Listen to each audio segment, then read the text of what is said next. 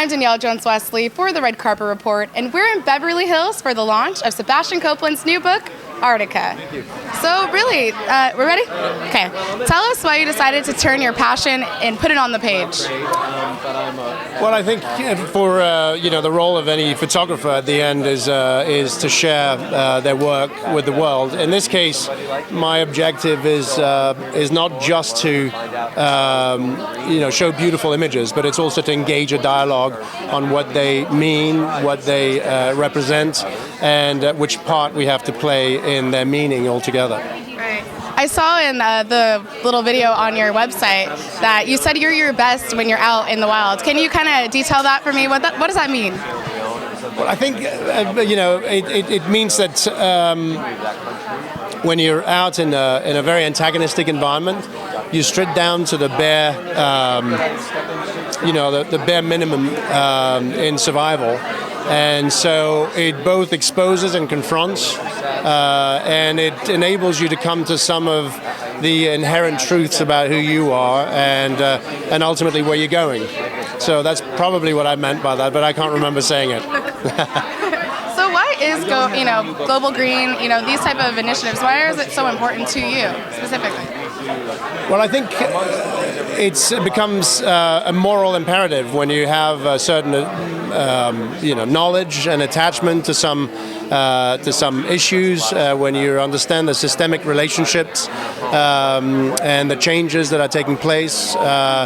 I think it's a moral imperative to get engaged and do something about it. So I was gifted with the ability to use my tool, my camera, as a mode of communication.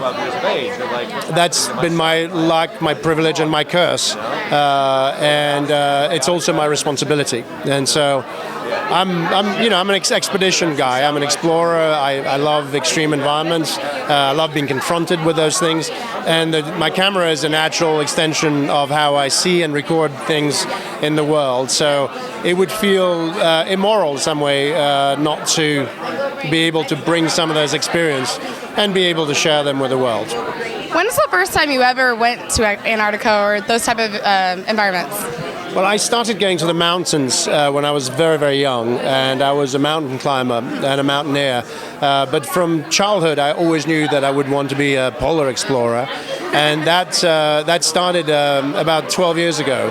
And I took my first missions in the far north, and I followed and increased the intensity, and I eventually started to make very long journeys, up to 4 months at a time, and setting foot where no one had been before sometimes, which in this world of Google Maps and everything else, when everything is so accessible, it's interesting. I mean, the world is shrinking in all kinds of levels. Our impact on it is giving this impression that actually we live in a world that is small, and so.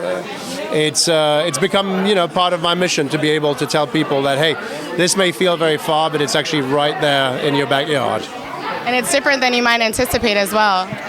It's definitely changing. I mean, even in the last decade, I've seen very, very obvious signs of change. And that's affecting my expeditions at the very basic level. It's not so much, from a scientific perspective and what the mass or the density of the ice and all those things are. It really has to do with how it's actually impacting my ability to cross the Arctic Sea on foot and succeed at a mission that was already so difficult, and it's becoming more and more difficult. But I know that within the coming years it'll be impossible for the kids growing up who had that dream, as I did when I was a child. They won't be afforded that trip, so I'm trying to record it for them. So something a little bit more lighthearted. Yeah. You have some really impressive friends here to support you. How does that feel?